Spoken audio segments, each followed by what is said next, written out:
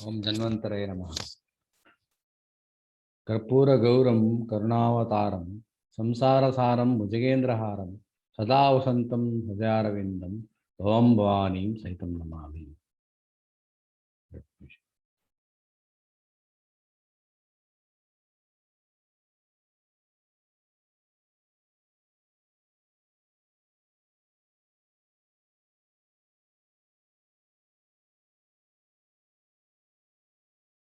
Yeah, today's topic is an overview of prevention and management of chronic kidney disease. So, chronic kidney disease is a disease where there is a decreased renal function, that is progressive and irreversible loss of renal function, which is characterized by increase in blood urea nitrogen and the symptoms of uremia. So this disease is of four stages: decreased renal function, renal reserve, and uh, chronic renal failure, and end stage chronic renal failure, depending upon the GFR, decrease in GFR, that is class stage classified. So this chronic kidney disease usually occurs in diabetics and hypertensives, chronic diabetics and hypertensives. And it is mostly presented with the loss of appetite, vomiting, and hypertension, severe hypertension, and antivision anemia, and body general anesthesia. There may be oliguria or anuria or even polyuria, depending upon the stage and state of the disease. The Ayurveda has a better role, or it has its own role in the management of chronic kidney disease. However, we can postpone the need for dialysis. We can improve the hemoglobin percentage. We can get relief from the symptoms, and we can postpone the dialysis and the kidney transplantation. Since kidney transplantation is very costly, very expensive, we can try to postpone the renal dialysis and kidney transplantation by following Ayurveda treatment. So renal disorders are becoming more common in Indian population, either due to frequent use of nephrotoxic drugs like non-steroidal anti-inflammatory drugs, due to chronic, persistent metabolic and lifestyle disorders like diabetes mellitus and hypertension. The incidence of chronic kidney disease or CRF has been raised. Chronic renal failure is defined as chronic, persistent, progressive, and irreversible loss of renal function with increased burn, that is blood urea nitrogen. This disorder is common among after 50 years of age. Uncontrolled diabetes and hypertension often leads to CRF, chronic renal failure. The disease usually presents with loss of appetite, increased or decreased micturition, severe hypertension, and anemia. Ayurveda treatment can be better used for improving the renal function and postponing the need for dialysis. So in Ayurveda, dietetics, emetinics, antihypertensives, sedatives, calcium supplements, diuretics, rasayana drugs are commonly used in the management of this disease. Varnadi Kashaya, Chandraprabhavati, Maniprabha plus tablets, Pranava Mandora, Trinapanchamula, Kashaya, Aukshadika Guru, and Vadanti Basma. These are commonly used in the by Ayurveda physicians in renal failure, isn't it? And assisted with the decrease in hemoglobin. The side effect, correction of calcium metabolism and improving the strength of the patient. The Ayurveda is beneficial, isn't it? The present paper highlights about the Ayurveda treatment in the management of chronic renal failure or CKD patients. Chronic renal failure cases are common in modern India. Most of the uncontrolled or improper treatment of diabetes mellitus and hypertension cases develop chronic renal failure. The renal tissues are having high regeneration capacity, the tubular epithelium, but due to chronic damage of the glomeruli and the renal tubules, patients develop chronic renal failure. There are glomerular and extraglomerular pathologies seen in this disease. This is the urinary system comprising of kidneys, two kidneys, ureters, bladder, urethra. So this is histology or microscopic anatomy of the kidney. You see The center there is a glomerulus. Tuft of capillaries is there. And surrounded by Bowman's capsule, and there are proximal colonnade tubule, distal colonnade tubule, and Henle's loop and collecting duct. You can see the structure.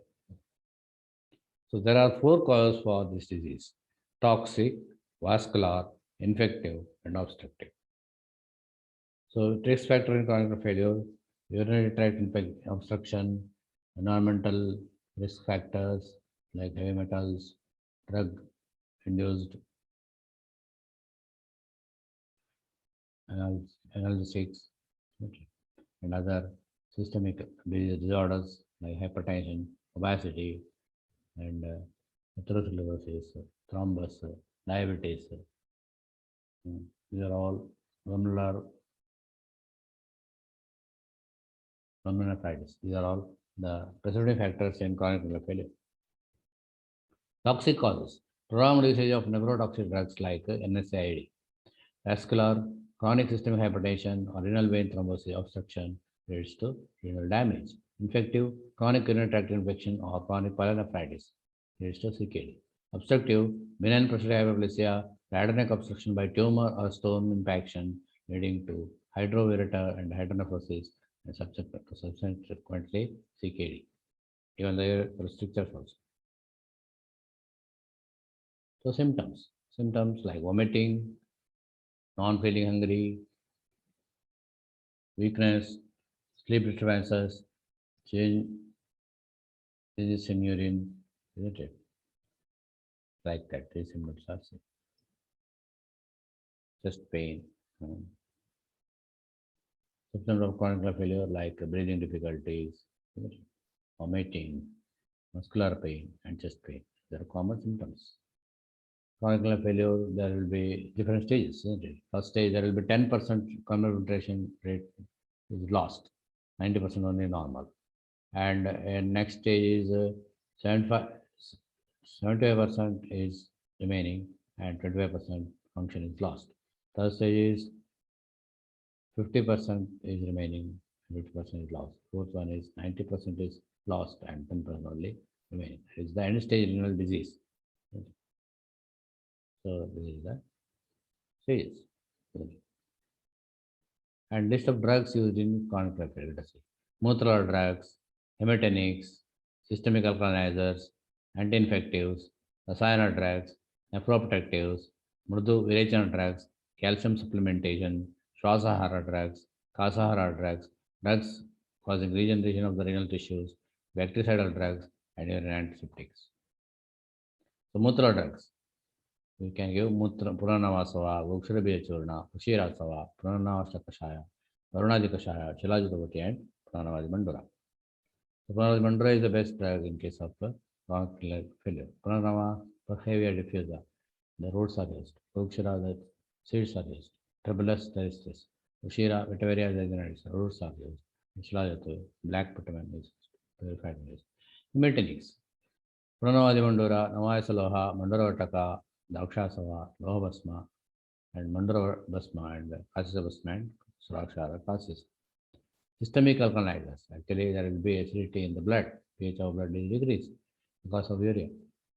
So, we can give systemic alkalinizers like Udanti Basma, Shanka Basma, Parata Basma, Pravala Basma, Mukta Basma, and Pravala Panchamrita, Mukta Panchamrita, and Kamrita. Any one of these you can select.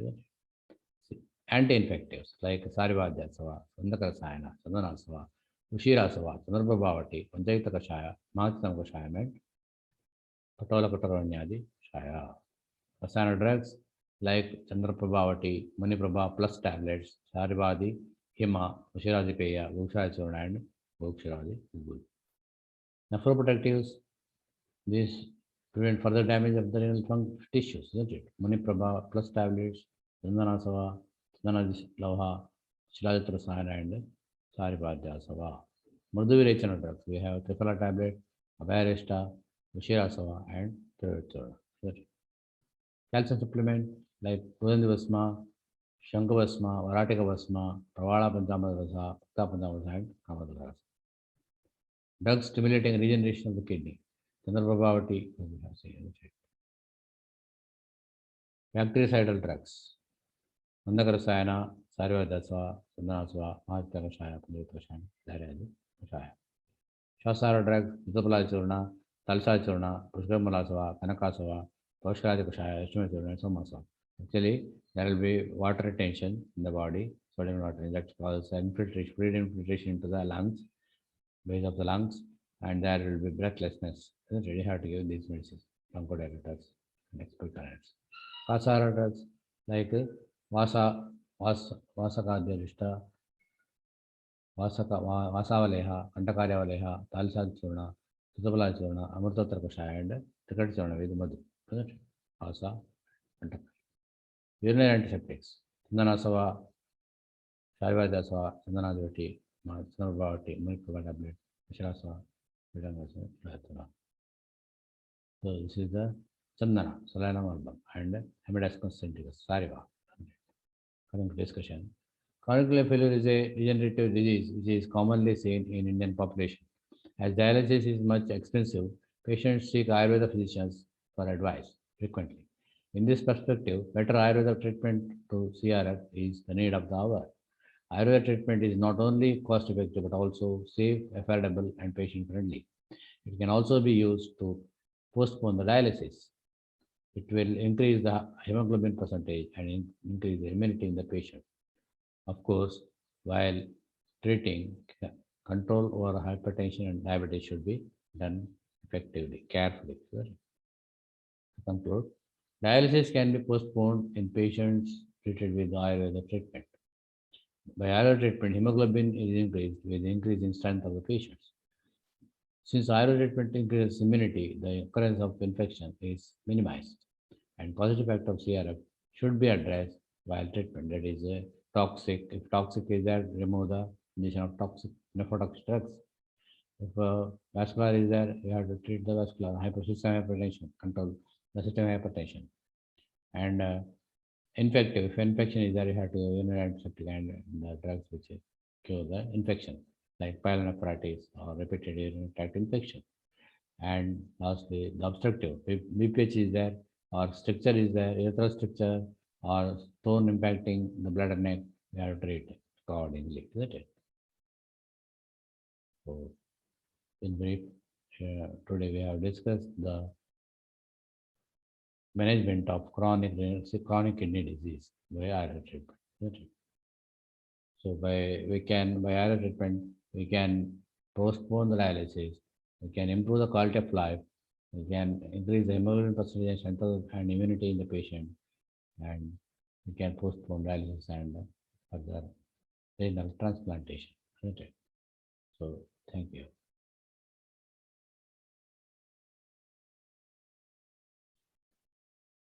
So I thank the persons for patient hearing. Dedicated.